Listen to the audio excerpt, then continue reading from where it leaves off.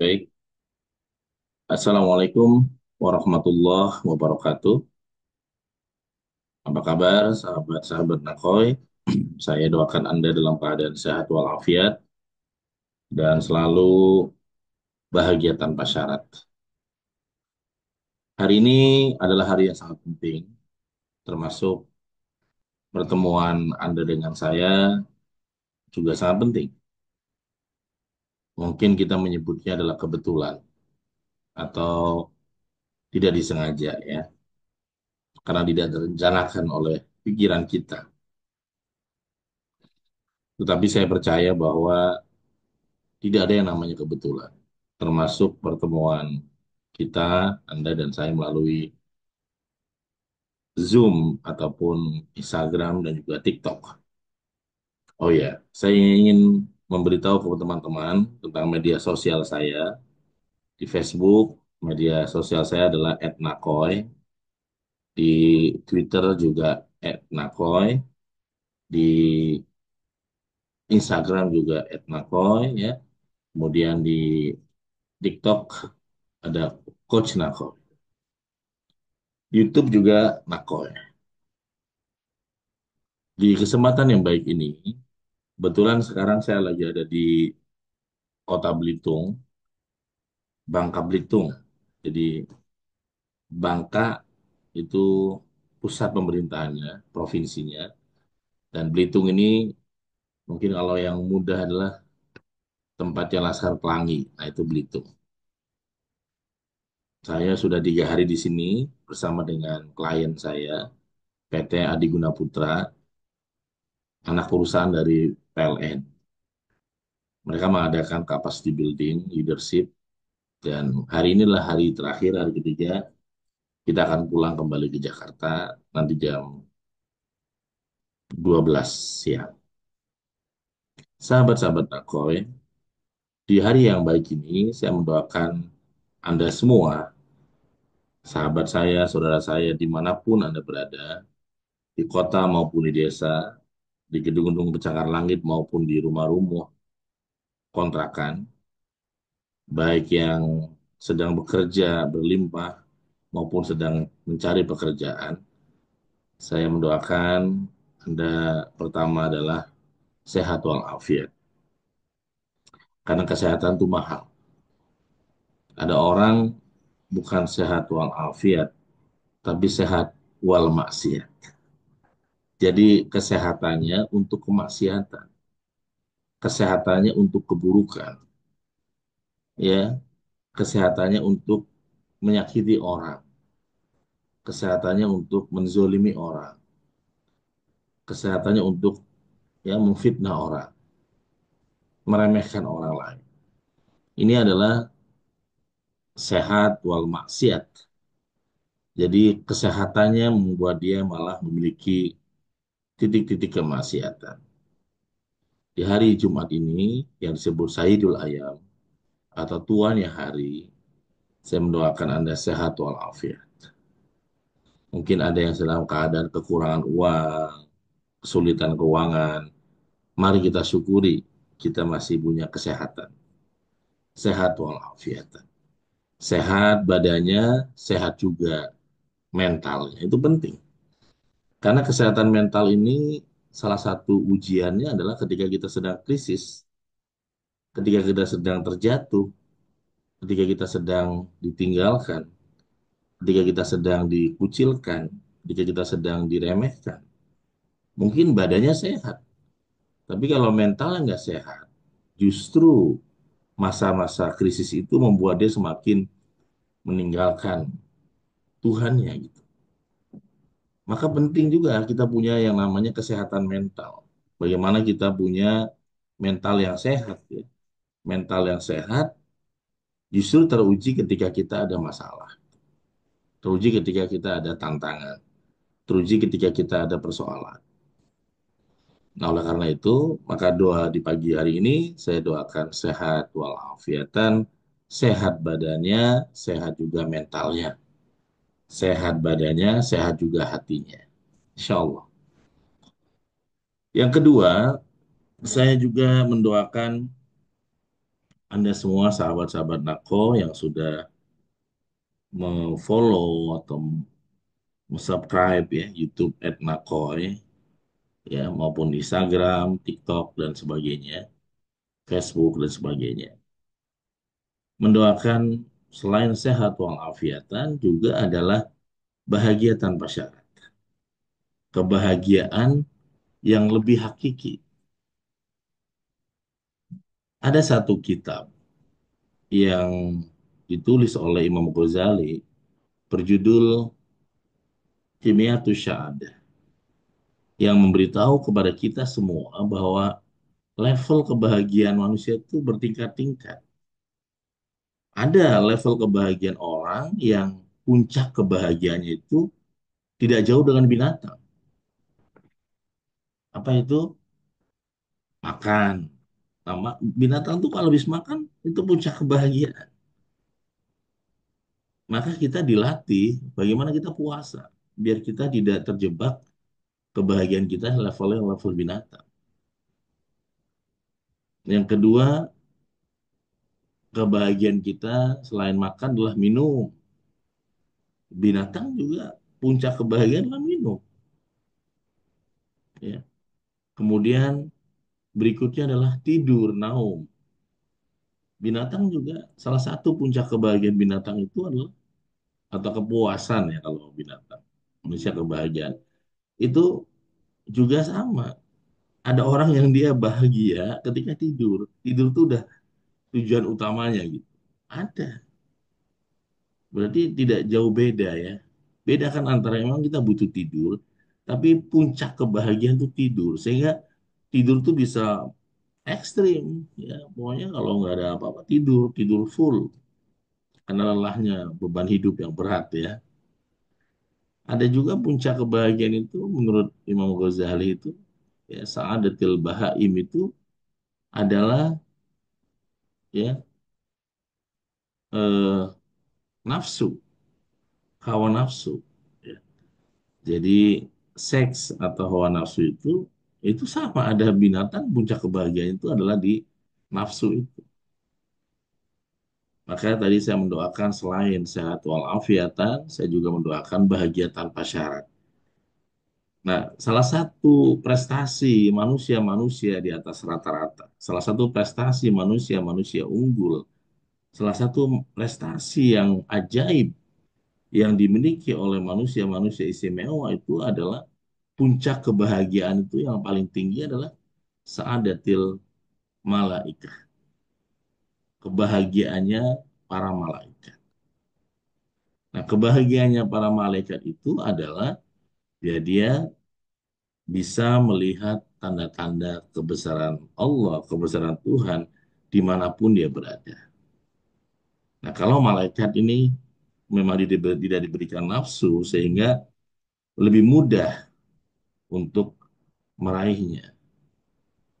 Tapi manusia ini kan diberikan hawa nafsu yang besar, diberikan akal, diberikan hati, diberikan ya semua itu sehingga kita harus punya kekuatan memilih apakah kita akan membiarkan kita terjatuh dan dikuasai kebahagiaan binatang tadi, saadatil bahaim, atau kita dikuasai oleh saadatil malaika, kebahagiaannya para malaikat.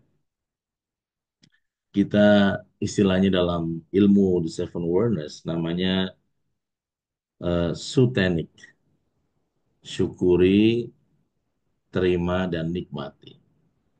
Orang-orang bisa mensyukuri kekurangan. Mensyukuri kelebihan itu kan mudah. Mensyukuri ada itu mudah. Tapi mensyukuri yang nggak ada itu butuh skill of life.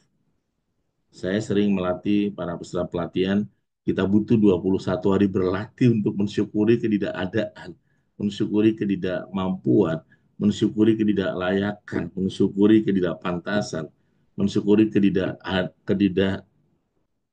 ya, sejahteraan. Dan tidak mudah, banyak yang harus berlatih, bahkan mengulang. Ya. Misalkan ada orang yang punya utang 4 miliar, itu adalah beban hidup. Tapi ketika dia bisa men-switch bahwa itu menjadi sebuah kekuatan syukur dan dia bisa mengambil core of the core dari syukur tersebut dan dia betul-betul merasakan hakul yakin bahwa justru utangnya itu menjadi sebuah turning point untuk dia naik kelas di berikutnya, ternyata malah dengan adanya utang itu malah menjadi kekuatan dia kan. Jadi sahabat-sahabat yang great, teman-teman hebat, bahagia tanpa syarat itu sangat. Jangan sampai kita terjebak oleh perasaan bahagia yang disyaratkan oleh ya oleh pikiran, disyaratkan oleh kita sendiri. Nah, oh, jatuh nanti. Ya, dan yang terakhir, selain bahagia tanpa syarat, saya mendoakan teman-teman semua baik di Zoom, di Instagram, di YouTube, di apa, TikTok ya. Saya doakan sukses dunia dan akhirat. Sukses tidak hanya di dunia, tapi juga insya Allah di sana. Walaupun itu adalah rahasia ya, Allah yang memiliki kuncinya. Tapi kita mengharap, kita mendoakan, kita mengharapkan kita juga tidak hanya di dunia kita sukses, tidak hanya di dunia kita menikmati kenikmatan-kenikmatan yang pantas ya, tetapi juga kelak di akhirat kita juga menikmati apa yang kita perjuangkan selama di dunia. Dunia ini sangat penting, teman. Sangat penting. Orang bilang dunia nggak penting, menurut saya keliru. Dunia ini sangat penting karena dunia di sinilah kita memiliki modal untuk mengumpulkan modal kita sebanyak-banyaknya menuju ke akhir. Kalau dunia nggak penting ya kita akhirnya semaunya. Orang yang menganggap dunia nggak penting itu hidupnya ya semaunya. Tidak mau ikutin aturan. Karena nggak penting. Mumpung hidup di dunia, habisin aja semua. Mau hidup di dunia, ya seenaknya aja kan. Karena nggak penting. Tapi kalau di dunia ini penting, maka dia akan menata hidup ini dengan begitu sungguh-sungguh di dunia, karena sadar bahwa dunia ini adalah modal untuk kita menuju ke sana. Nah, teman-teman yang great, sahabat-sahabat hebat, saya akan masuk ke intisari kita pada kesempatan hari ini. Saya hari ini pun masih di Belitung ya, memberikan pelatihan kepada para manajer-manajer seluruh Indonesia dari PT Adiguna Putra, anak perusahaan dari PLN. Yang dibahas adalah The Seven Awareness.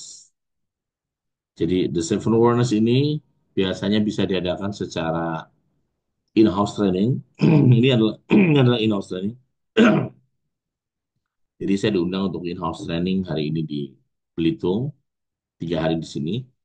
Ada juga public training.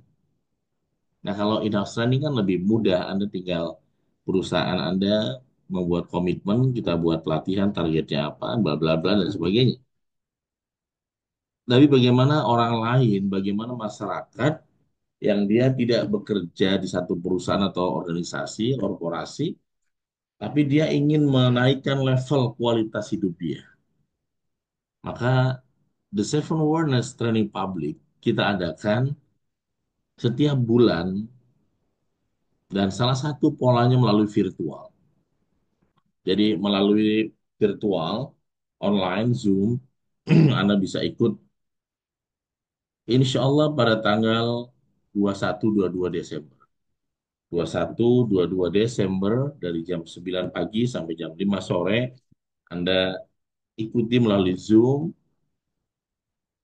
catat, praktekkan, catat, praktekkan, catat, praktekkan ilmunya, buat target yang jelas, kira-kira di awal 2025 itu apa yang mau diraih, apa yang mau dilampaui, dan dukungannya polanya melalui pelatihan The Seven Awareness Leadership, The Seven Awareness. Jadi kalau klik di YouTube The Seven Awareness Training atau The Seven Awareness Nakoy, itu juga banyak sekali video-videonya.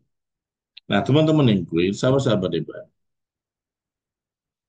kenapa ini dibutuhkan? Kenapa pelatihan ini dibutuhkan, teman? Di dalam pembukaan buku The Seven Awareness, Pak Budi Munawar Rahman menyampaikan bahwa pengetahuan itu ternyata ada dua. Satu pengetahuan logis, dan satu lagi adalah pengetahuan intuitif. Pengetahuan logis yang dibangun dari kita TK, SD, SMP, SMA, kuliah, itu pengetahuan logis. Yang logis itu ya, contoh gini logis itu. Anda punya gaji 5 juta, kalau Anda ngambil rumah, di mana cicilan rumah itu adalah selama 15 tahun dan cicilannya adalah sekitar 3.500.000, maka secara pengetahuan logisnya Anda tidak mungkin bisa beli rumah. Kan gitu kan? Karena apa? Karena kebutuhan masih banyak selain untuk menyicil rumah, ada kebutuhan anak sekolah dan sebagainya, sebagainya itu pengetahuan logis, ya. Kita akan menjadi terkerangkeng oleh pikiran kita sendiri menurut ilmu The Seven World. Nah, pengetahuan intuitif, pengetahuan ini berhubungan dengan otak kanan Anda.